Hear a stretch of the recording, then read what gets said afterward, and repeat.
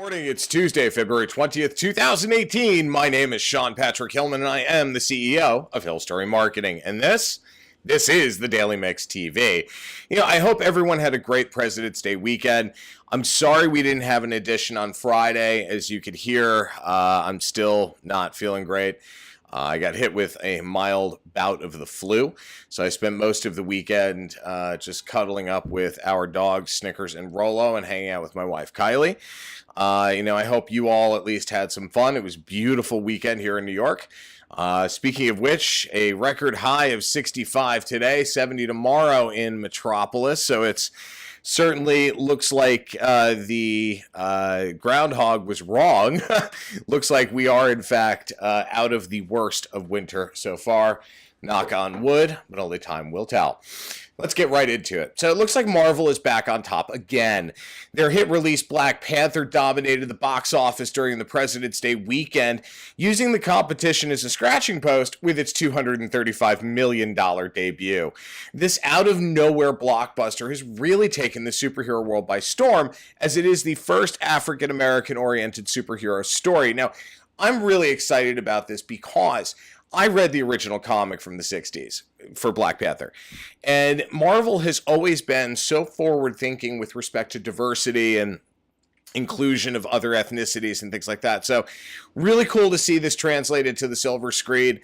Even cooler that it dominated the box office and broke a lot of records. So kudos to the Marvel Studios and certainly the Disney team that owns Marvel. Now, it's always interesting to watch how consumer packaged good companies address sales slides. Whether it's putting promotions out there to stem the tide of losses, or a repackaging effort to give the brand a new coat of paint, or even partnering up with a celebrity. Brands are always trying to outdo each other in the landscape of consumer product goods, especially in food and beverage and snack. Well, after years of declines, Coca-Cola has decided to repackage its Diet Coke lineup, and apparently everything else in the mix too. So last week, I talked about the issues related to this new packaging, in that they released 4 new flavors to appeal to millennials. Great. They did this in a new can format. Great. It's got a new look, new feel. Great. But they failed miserably in telling fans and loyalists that they were changing the core packaging too. So I showed you last week the 20-ounce bottle of Diet Coke that has the red band across. It looks like it's Coca-Cola. It doesn't look like Diet Coke. Well, apparently, OLSP was right again. So their CEO, James Quincy, was quoted in last week's investor call saying, quote, "One of our points of dissatisfaction in 2017 was that we were not able to turn around Diet Coke." Quincy said the company hopes to find a path forward for Diet Coke in 2018 and, quote, "at the very least, stop declining sales." The new flavors and packaging, Quincy said, are a step in the right direction, but they may not be enough to actually increase Diet Coke sales.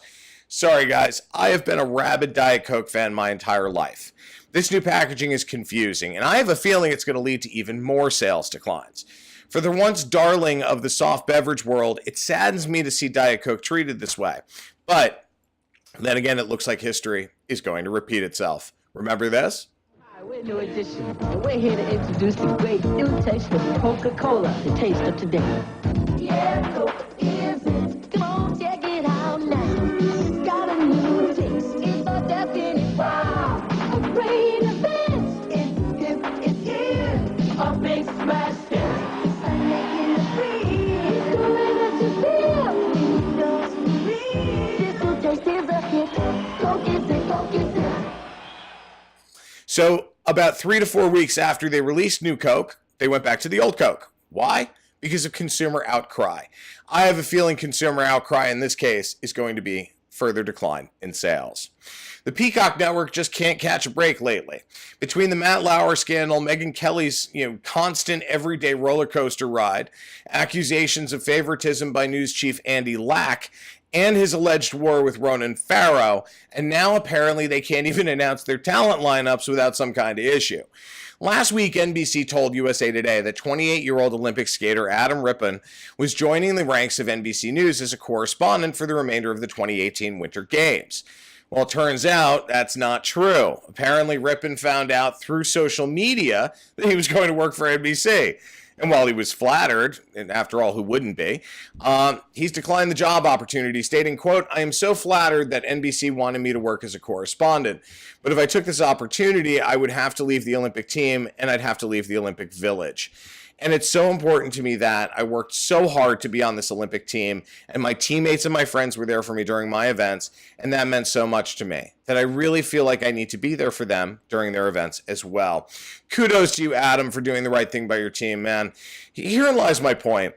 Why can't NBC get its act together? I mean, my heart breaks every time I hear of these issues. I grew up watching The Today Show. I grew up watching Nightly News with Tom Brokaw. What it's become today just saddens me. Hopefully the Peacock Network will get its feathers back in place very soon. Iconic guitar maker Gibson could find itself in bankruptcy court very soon. The legendary manufacturer of the Les Paul and SG instruments, which have been played by generations of legendary musicians like Slash, Bob Marley, Carlos Santana, and more, has just found itself in debt that it may not be able to restructure or exchange, let alone pay off. But sales don't seem to be the problem here, guys. Last year, Gibson pulled in revenues of over $1 billion, but they're now looking at back-to-back loans and notes that are due, somewhere north of $500 million. So in this case, it's a mix of things, including a shift in management, and with each shift comes new policies. On top of it, analysts are already saying its capital structure is unsustainable. So sadly, we are actually seeing more and more iconic brands go by the wayside, thanks to poor financial structure and mismanagement and overcompensation of chief executives, things like that. There are also issues related to pension and entitlement funds that are driving these companies to the brink of collapse. At one point, a pension was paramount to getting a job because, Social Security isn't that big. And being able to afford, the life to which you become accustomed to, even for a few years after retirement, became essential. Now, with everything that's changed and the cost of living being so high, a lot of these companies aren't evolving. So my point, in this ever-changing world as a CEO, you have to keep your eye on the markets and tools that can help you weather an economic storm. So there are plenty of savings funds, investments, and other financial instruments that can help you either maintain or grow in this economy. Now, take a moment and talk to your business financial advisor, especially since taxes are due March 15th for companies, to learn more about what you can do to secure your company's future.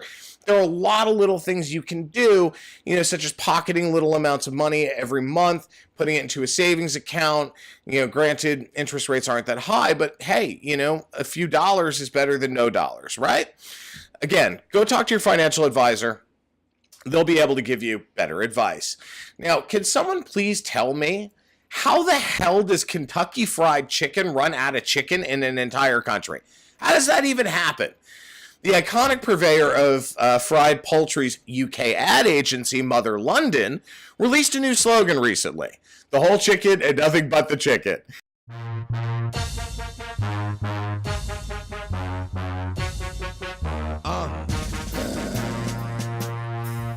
Don't get it twisted. This rap is mine.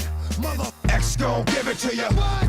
Wait for you to get it on your own. X gon' deliver to you. Knock, knock, open up the door, it's real. With the non-stop pop out and stainless steel. Go hard getting down. Like it said freeze. But won't be the one ending up on his knees. Please. If the only thing you can't steal was came out to play, stay out my way. Mother. First we gonna rock, then we gonna roll, then we let it pop, don't let it go. X gon' give it to you, he gon' give it to you. X gon' give it to you, he gon' give it to you. First we gonna rock, then we gonna roll, then we let it pop, don't let it go. X gon' give it to you, he gon' give it to you. X gon' give it to you, he gon' give it to you. I guess the distributors didn't get that message. The Figure Looking Good chain actually ran out of chicken in the UK, forcing it to close some 600 locations out of 900. Now, KFC was not shy about placing blame squarely on DHL, who they just contracted with to deliver supplies to their stores. Now, apparently, an operational issue was the cause at DHL, according to a spokesperson. So, how did KFC handle the online backlash? I love this. with a little humor. I mean, you could not get better than what you're seeing on your screen. The chicken crossed the road, just not to our restaurants. Again, tongue-in-cheek, very smart, giving brand messaging throughout, like we won't compromise on quality. Shout out to our restaurant teams who are working flat out to get us back up and running again. And then the second message, some chickens have now crossed the road. The rest are waiting at the Pelican Crossing. It's stories like this, it's things like this in terms of crisis management. It's everything. When a brand approaches mistakes and issues this way, it immediately disarms the angry consumer base. It gives you a little bit of a smile and says, okay, you know what? They owned up to the problem. Let's give them some time to fix it. So congratulations to the KFC UK team, UK and Ireland. I'm so impressed. I love it, guys. Now, going back to chain drug. Walgreens had previously tried to acquire Rite Aid, but the government blocked a full sale, as we all know, and I've talked about it before on the Daily Mix TV. The Rite Aid rival is now in the process of buying almost 2,000 stores instead. Again, another fact we know. However, out of nowhere, Albertsons will acquire the remainder of the stores, creating a company with a combined value of around $24 billion and annual revenue of roughly $3 billion. This merger is going to help both brands, that being Rite Aid and Albertsons, fight increasing pressure from Amazon and certainly what's going on at Walmart with Walmart.com, Jet.com, and their Sam's Club unit. Amazon has been making pushes into grocery and healthcare. We've talked about this ad nauseum, with their acquisition of Whole Foods and so on. Albertsons has been struggling to find an acquisition partner to give them more real estate, to give them a wider promotional footprint, and now they've got that. So hopefully this deal closes. We will know, I would guess, in the next couple of weeks, but a combined value of around $24 billion and annual revenues of $83 billion. I misspoke before. It's not 3, it was 83. That's an incredible amount of money. So, congratulations, Albertsons, for finding the right hole in the market. When you're doing M&A and you're doing roll-ups, or you're trying to expand through acquisition, the most important and key component, especially if it's retail, is location. If you have enough locations, such as what Albertsons is looking to achieve in terms of the Rite Aid acquisition, if you have enough locations to basically increase your footprint, you can do more promotions and drive better loyalty programming with your customers, which will increase your revenues, certainly your profits. My name is Sean Patrick Hillman. I'm the CEO of Hill Story Marketing, and I'm also the editor-in-chief of the Daily Mix TV. Thank you guys for bearing with the slight flu. I appreciate it. Thank you for watching. We'll catch up with you tomorrow. Have a great day.